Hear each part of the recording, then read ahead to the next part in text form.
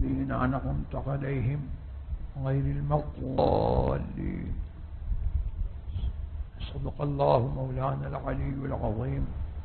وبلغنا رسوله النبي الكريم الأمين المكين ونحن على ذلك لمن الشاهدين والشاكرين والحمد لله رب العالمين. إن الله وملائكته يصلون على النبي يا أيها الذين آمنوا صلوا عليه وسلموا تسليما. اللهم صل على سيدنا مولانا محمد عافية الأبدان شفاها وطب القلوب دواها والأبصار وياها آله صحبه وآله وسلم. میں تھکا ماندہ آدمی اور اس تھکے ہوئے وقت میں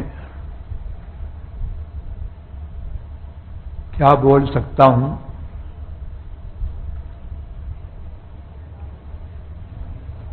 یہ وقت دعا ہے، اس لیے میں نے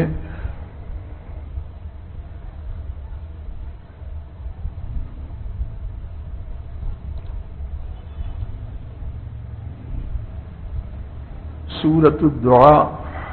اور سورۃ السؤال اور سورۃ المسئلہ، سورۃ تعلیم المسئلہ، سورہ فاتحہ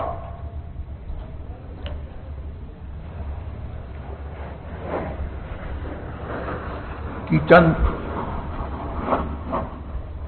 آیتیں جو دعا پر مشتمل ہیں میں نے پڑھ دی. ہم اہل سنت والجماعت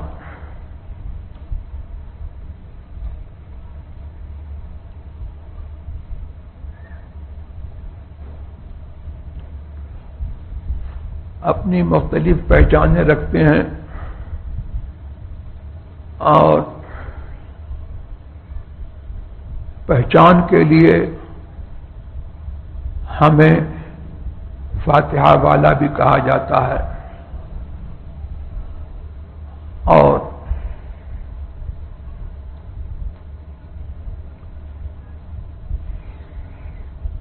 یہ ہماری پہچان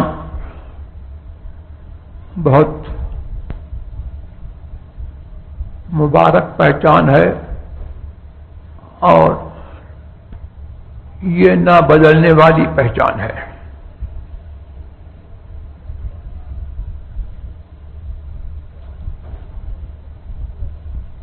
اور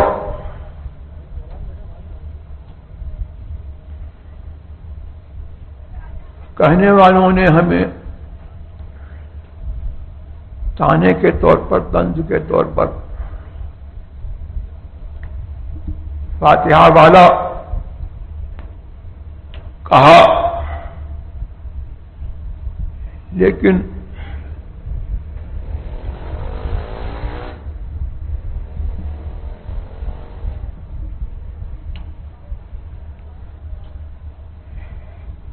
یہ ہماری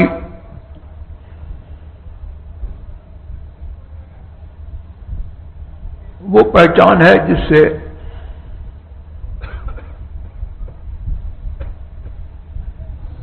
صاف ظاہر ہے کہ فاتحہ والے ہم ہیں اور فاتحہ کی برکتیں ہمارے نصیب میں ہیں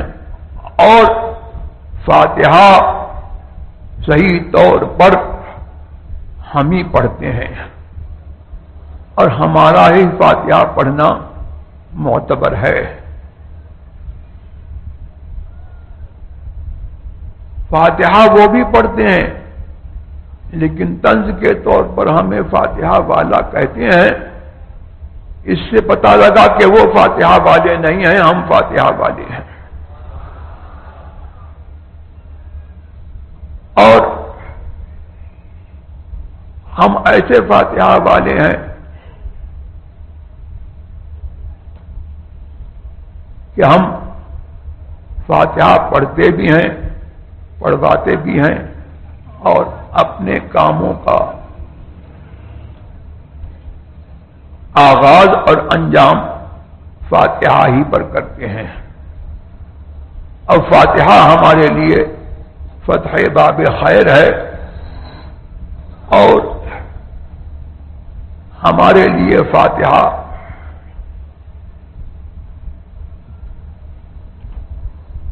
برکات کا ایک لامتناہی سلسلہ ہے اور برکات کا دروازہ یہ فاتحہ ہمارے لیے کھولتی ہے. یہاں پر میں نے دعا کے لیے قرآن کی بتائی ہوئی دعا آپ کے لیے اور اپنے لیے سارے فاتحہ والوں کے لیے اہل سنت والجماعت کے لیے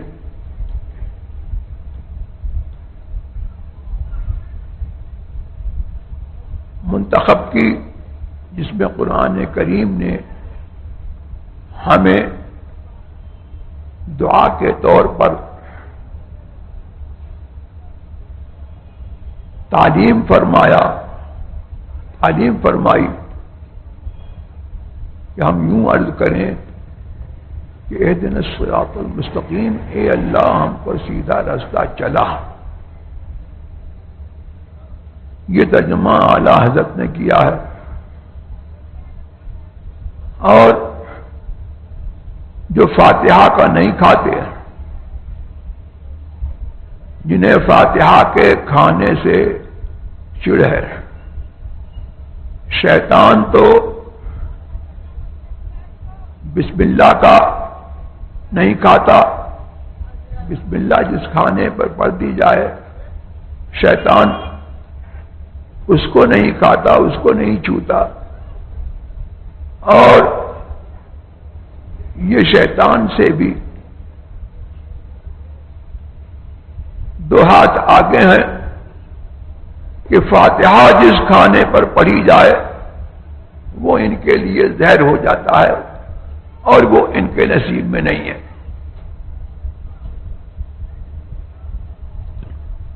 تو ان لوگوں نے جو فاتحہ پڑھنے سے منع کرتے ہیں اور جو فاتحہ والے نہیں ہیں، انہوں نے ترجمہ کیا اے اللہ ہمیں سیدھا راستہ دکھا، اور اعلی حضرت نے ترجمہ کیا سیدھا راستہ چلا. میں یہ نہیں کہوں گا کہ میرے پردادا کا ترجمہ صحیح ہے اور ان کا ترجمہ غلط ہے، بلکہ میں یہ کہتا ہوں کہ دونوں ترجمے صحیح ہیں. ہدایت کا معنی دکھانا بھی آتا ہے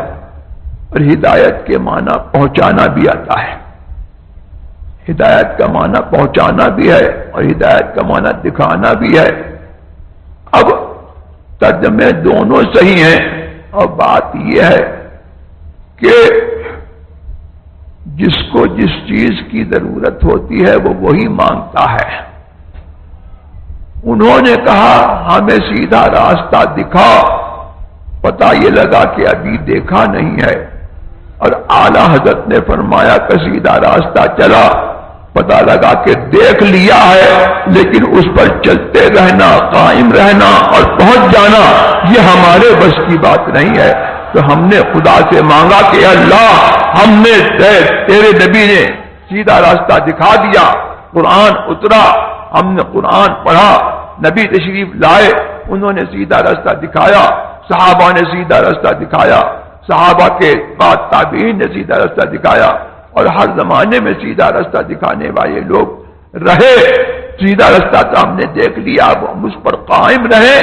ہم تجھ سے یہ سوال کرتے ہیں کہ تو ہمیں سیدھے راستے پر قائم رکھ اور ہمیں منزل تک پہنچا. تو وہ سیدھا راستہ ہے کیا؟ وہ سیدھا راستہ بھی اہل سنت کا راستہ ہے، فاتحہ والوں کا راستہ ہے. اور وہ سیدھا راستہ کسی دیوبندی وہابی کا راستہ نہیں ہے، وہابی کا راستہ نہیں ہے، اور کسی بد مذہب کا راستہ نہیں ہے، اور اس کا راستہ نہیں ہے جو سنی وہابی دیوبندی سب کو ایک کرنا چاہتا، بلکہ وہ سیدھا راستہ یہ ہے کہ ہم ابھی سوچ رہے تھے کہ وہ سیدھا راستہ کیا ہے، تو قرآن نے ہماری رہنمائی فرمائی کہ صراط الذین انعمت علیہم، ان کے راستے پر چلا جن پر تو نے اپنا احسان فرمایا، غیر المغضوب علیہم ولا الضالین، اور ان کی روش پر، ان کی رفتار پر، ان کے طرز پر اور ان کے راستے پر ہم کو نہ چلا جن پر تیرا غضب ہوا اور جو راہ سے بھٹک گئے۔ تو یہ دو راستے ہیں، الحمدللہ اس سیدھے راستے پر جو ہے ہم اہل سنت والجماعت ہیں، جو غوث اعظم کا راستہ ہے، جو ہمارے پیران اعظام کا راستہ ہے، سادات ماہرہ کا راستہ ہے، شاہ برکت اللہ کا طریقہ ہے، اور اعلیٰ حضرت عظیم البرکت فاضل بریلوی رضی اللہ تبارک و تعالی عنہ کا مسلک ہے، جسے آج پہچان کے لیے مسلک اعلیٰ حضرت کہا جاتا ہے۔ مسلک اعلیٰ حضرت جو ہے کوئی نیا دین نہیں ہے، یہی فاتحہ والا دین ہے۔ فاتحہ میں جس دین کے پر رہنے کی تلقین کی گئی ہے، وہی دین جو ہے مسلک اعلیٰ حضرت ہے، اور اسی دین کی پہچان کا دوسرا نام مسلک اعلیٰ حضرت ہے، ورنہ مسلک اعلیٰ حضرت کوئی نیا دین نہیں۔ اب وہ جن پر اللہ نے اپنا انعام فرمایا ان کے راستہ چلا، ہم ان کے راستے پر چلے اور ہم نے ان کا راستہ لیا، تو یہ بشارت جو ہے وہ سیدھے راستے والوں کے لیے ہے، فاتحہ والوں کے لیے ہے۔ یہ قرآن فرماتا ہے وَمَن يُطِعِ اللَّهَ وَرَسُولَهُ فَأُولَٰئِكَ مَعَ الَّذِينَ أَنْعَمَ اللَّهُ عَلَيْهِم مِّنَ النَّبِيِّينَ وَالصِّدِّيقِينَ وَالشُّهَدَاءِ وَالصَّالِحِينَ وَحَسُنَ أُولَٰئِكَ رَفِيقًا۔ جو اللہ کی اطاعت کرے اور اس رسول کی اطاعت کرے تو یہ ان کے ساتھ ہیں جن پر اللہ نے انعام فرمایا۔ یہاں سورہ فاتحہ میں انعام والوں کا ذکر ہوا اور یہ تلقین کی گئی کہ یہ دعا مانگو کہ اللہ ہم کو سیدھا راستہ چلا جن پر تو ان کا راستے پر چلا جن پر تو نے اپنا انعام فرمایا، اپنا احسان فرمایا۔ ہم نے یہ دعا کی تھی اور یہ دعا جو ہے ہماری یوں قبول ہوئی کہ ہم نے جو ہے ایک مرتبہ یا دو مرتبہ یا 5 مرتبہ پانچوں نمازوں میں اس طریقے سے دعا کی، تو اللہ تبارک و تعالی نے جو ہے ہم کو اپنے ان بندوں کا ایسا ساتھ عطا فرمایا کہ وہ ساتھ کبھی ختم ہونے والا نہیں ہے۔ تو قرآن فرماتا ہے کہ جو ان کی اطاعت کرے، جو اللہ کی اطاعت کرے اور اس رسول کی اطاعت کرے، تو یہ لوگ جو ہیں ان کے ساتھ ہیں جن پر اللہ نے اپنا احسان فرمایا، یعنی نبیوں کے ساتھ میں ہیں، صدیقین کے ساتھ میں ہیں، شہیدوں کے ساتھ میں ہیں، اور صالحین کے ساتھ میں ہیں، اولیاء کے ساتھ میں ہیں، اللہ تبارک و تعالیٰ کے قرب کی صلاحیت رکھنے والے بندوں کے ساتھ میں ہیں، اور کیا بہترین گروہ ہے جو آپس میں ایک دوسرے کے ساتھ ہے۔ یہاں سے پوری سنیت کی تعریف ہو گئی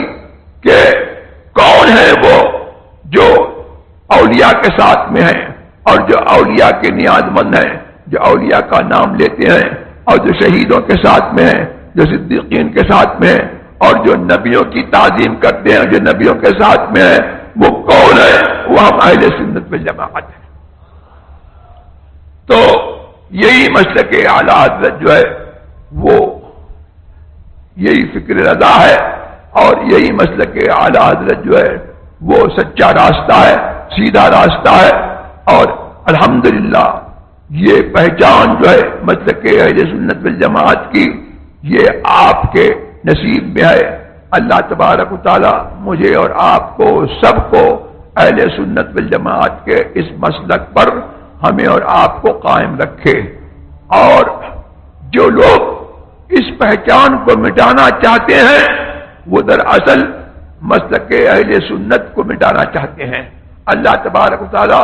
ہمیں ان سے ہوشیار رہنے کی توفیق رفیق عطا فرمائے، اور اللہ تبارک و تعالی سنیوں کو توفیق عطا فرمائے کہ اپنا رشتہ، اپنی نسبت اور اپنی نشست و برخاست، اپنی اٹھک بیٹھک اور اپنے سارے رشتے جو ہے وہ سنی آپس میں سنی سے رکھے،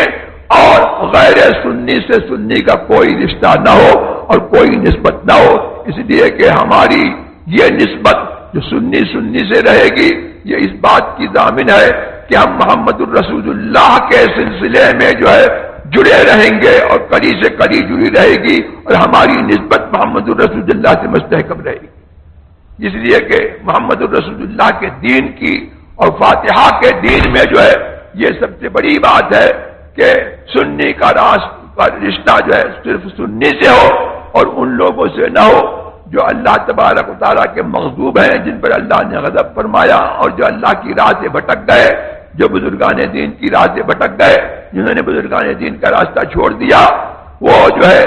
اللہ تبارک و تعالیٰ کے طرف نہیں پہنچ سکتے، وہ اللہ کے مغضوب ہیں۔ تو یہ فاتحہ کی یہ تعلیم ہے جو دعا کے پیرائے میں اللہ تبارک نے اپنے بندوں کو جو ہے یہ تعلیم فرمائی۔ تو سب سے بڑی اس وقت کی جو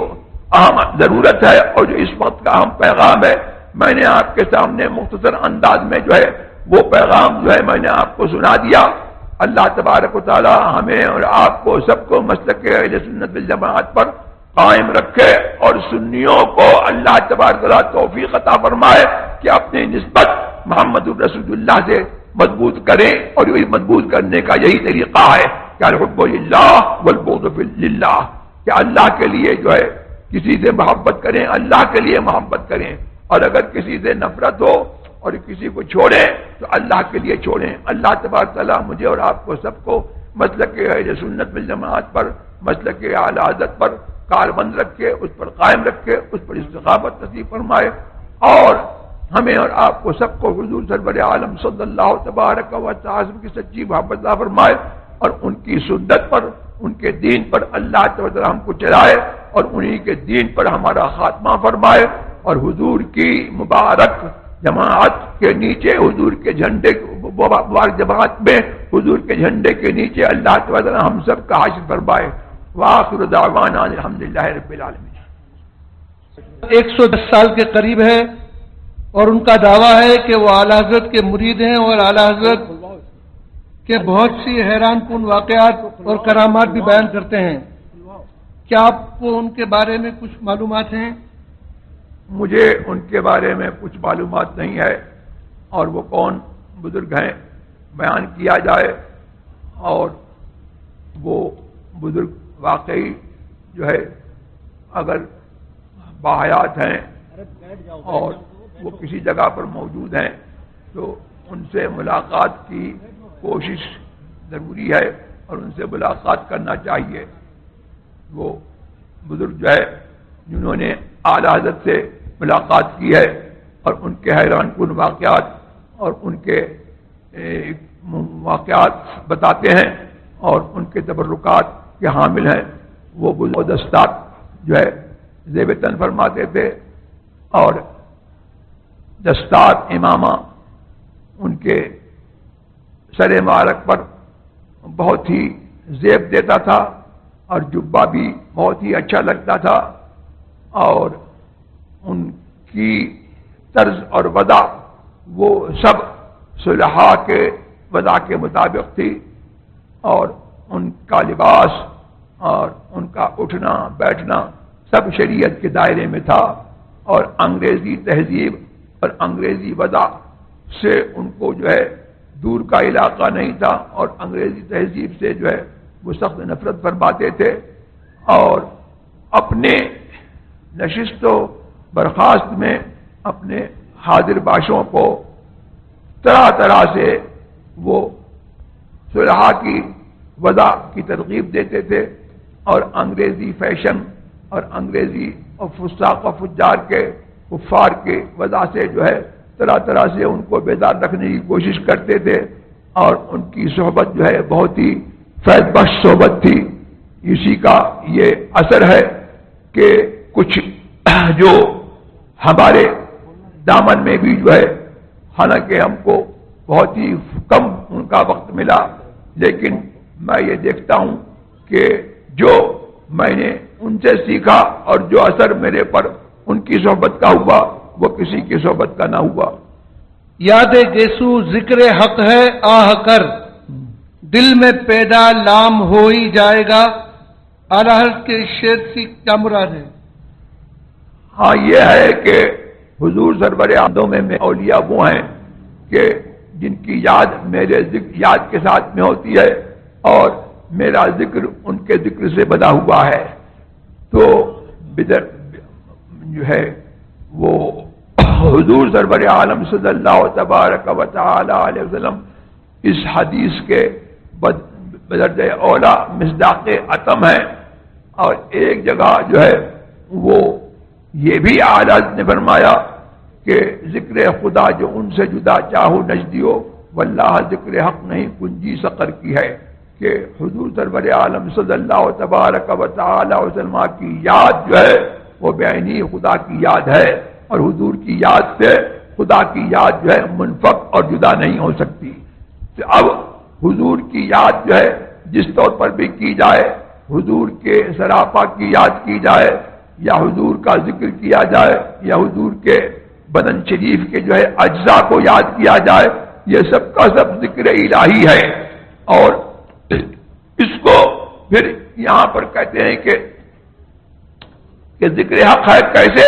ہے؟ آہ کر، یاد کرنے، یاد کر کے جو ہے ایک آہ کھینچو کہ ہمیں حضور سرور عالم صلی اللہ تبارک و تعالی علیہ وسلم کا وصال ہم دور افتادہ لوگوں کو اور ان سے دور لوگوں کو جو ہے نہیں میسر ہوا، تو ایک آہ جو ہے اس پر کھینچو۔ تو آہ جو ہے یہ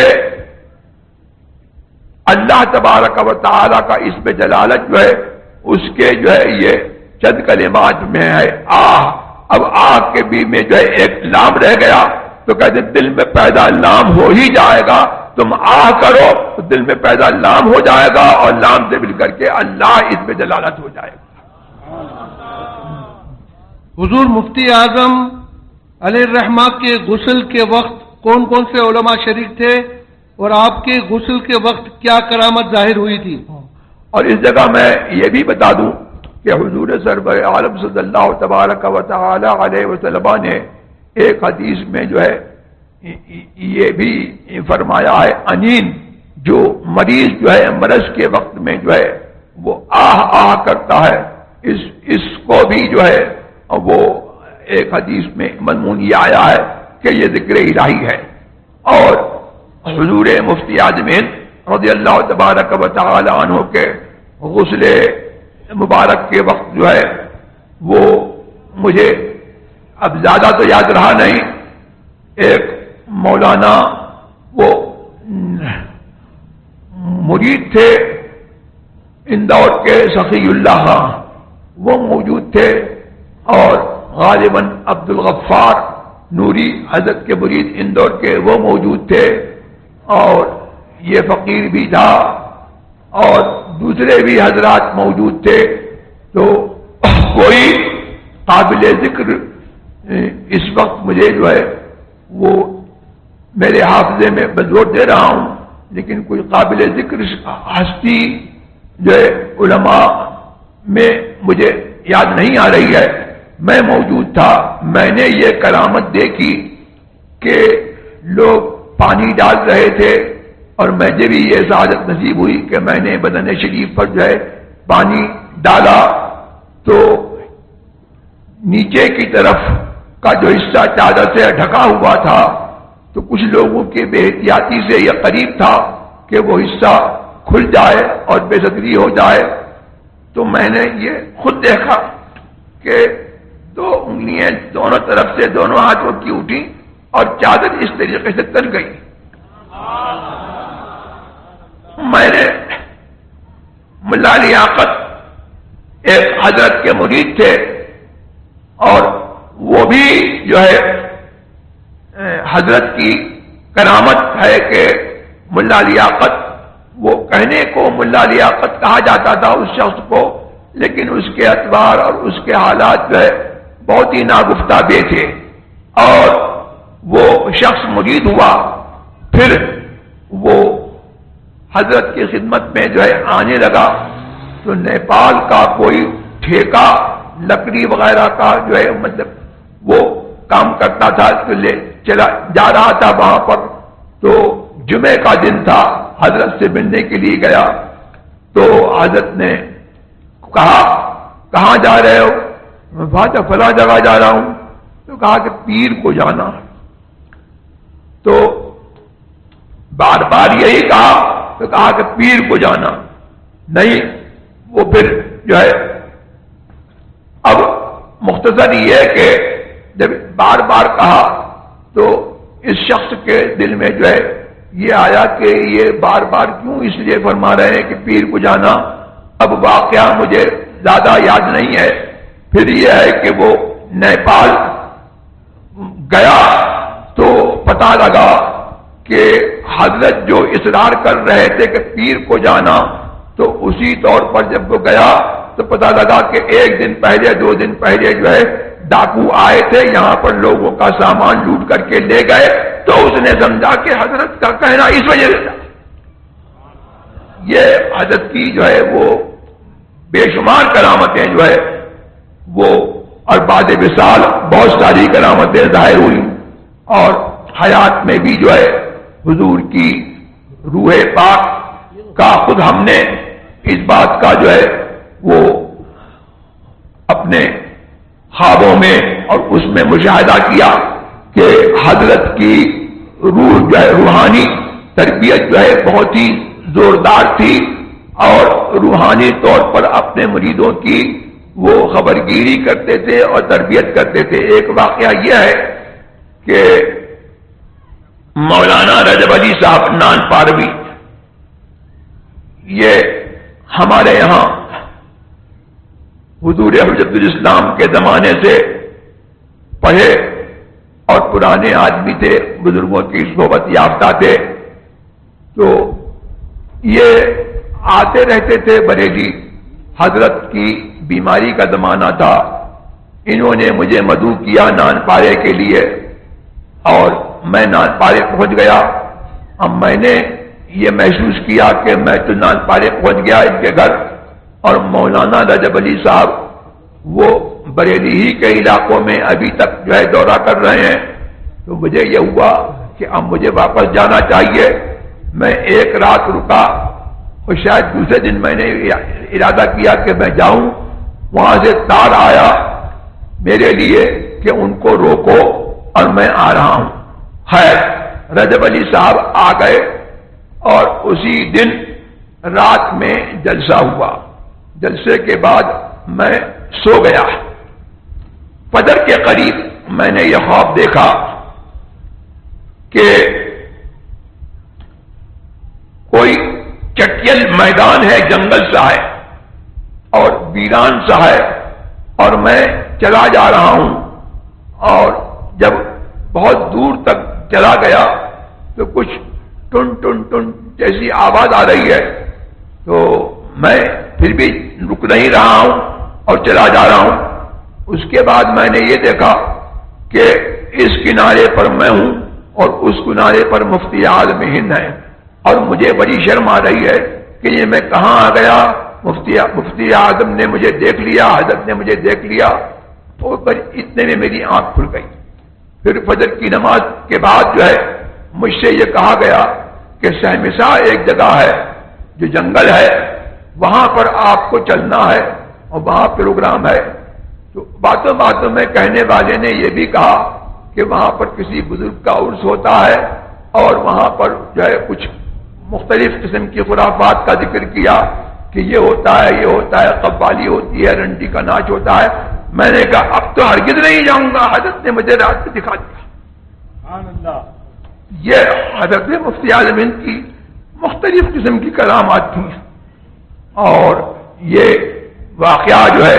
وہ جنازے کا میں اس کا خود شاہد ہوں کہ چادر مبارک جو ہے وہ اٹھی اور دونوں انگلیاں جو ہے دونوں کونوں میں پھنس گئیں.